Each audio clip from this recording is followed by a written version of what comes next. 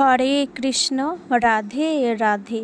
মৌমিতা পরিবারে তোমাদেরকে জানাই অনেক অনেক শুভেচ্ছা ও অভিনন্দন।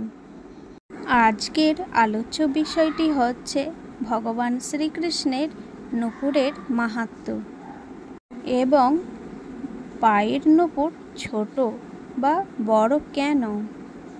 শ্রীরামচন্দ্র সীতাকে হারানোর পর মাটিতে ধনুকটি রেখে কাঁদছেন।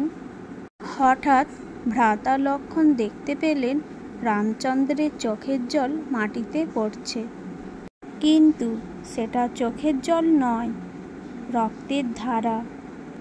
লক্ষ্মণ বিনীত স্বরে ভ্রাতা রামচন্দ্রকে জিজ্ঞাসা করলেন, ভ্রাতা, এ কি? আপনি কাঁদছেন, কিন্তু মাটিতে রক্ত ভেসে যাচ্ছে কেন? তখন রামচন্দ্র ধনুকটি সরিয়ে দেখলেন একটি আহত রক্তাক্ত ব্যাঙ ধনুকের নিচে আছে, আর তারই রক্তে ভেসে যাচ্ছে মাটি।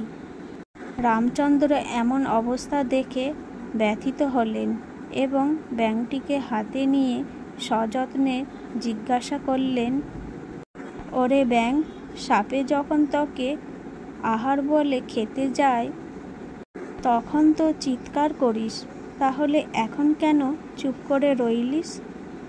তখন ব্যাঙ সদুত্তরে প্রভুকে জানালো, প্রভু, যখন আহারের জন্য বারবার আহত হয় তখন নিজের ভাগ্যের উপর আক্ষেপ হয়, আর আমি চিৎকার করে প্রভুর কাছে নালিশ জানাই, আর আমি এই মুহূর্তে দুর্ভাগ্যবশত স্বয়ং প্রভুর দ্বারাই আক্রান্ত।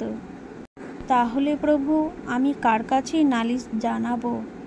তখন রামচন্দ্র জানতে চাইলেন, তুমি পূর্বজন্মে কি ছিলে? তখন ব্যাঙ উত্তরে বললেন, আমি ছিলাম কর্ণব, আর আমার গুরুদেব ছিলেন বিশ্বাবসু। গুরুর সেবা করতে গিয়ে একদিন নখের আঁচড় লেগেছিল, তাতে গুরুদেব ক্ষুণ্ণ হয়ে আমায় অভিশাপ দিয়েছিলেন, যেমন আমি পরজন্মে ব্যাঙকুলে জন্ম নেব। আমার অজান্তেই এমন ভুল হয়েছে বলে গুরুদেবের কাছে ক্ষমা প্রার্থনা করেছিলাম। গুরুদেব, এই অভিশাপ থেকে মুক্তির উপায় কী আছে? এই আশীর্বাদটুকু করো। তখন আশীর্বাদ করেছিলেন, আমার মৃত্যু প্রভু রামচন্দ্রের হাতেই হবে, তবে সব কিছুই হবে কিন্তু অজান্তেই। সব কিছু শোনার পর রামচন্দ্র ব্যথিত মনে জানতে চাইল, আমাকে তোমার শেষ ইচ্ছা জানাও। মৃত্যুর মুখে থেকেও প্রভুর মুখে অমৃত কথা শুনেও ব্যাঙের হৃদয় বিগলিত হল এবং করুণ স্বরে বলল, আমার শেষ ইচ্ছা, আমার গুরুদেব যেন অন্তিমকালে আপনার চরণে ঠাঁই পান।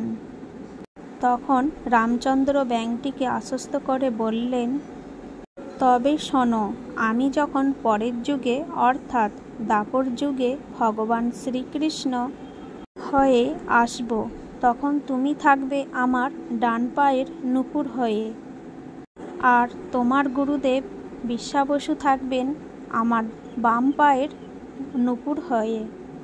তবে দুজন ছোট বড় নূপুর হয়ে আমার পায়ে থাকবে।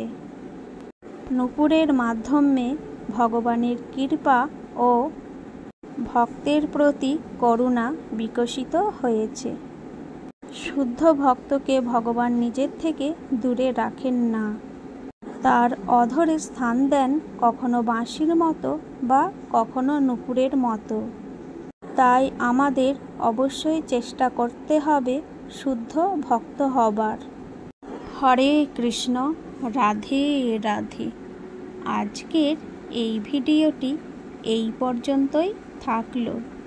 সকলেই ভালো থেকো এবং সুস্থ থেকো, আর প্রেম সে বলো রাধে রাধে।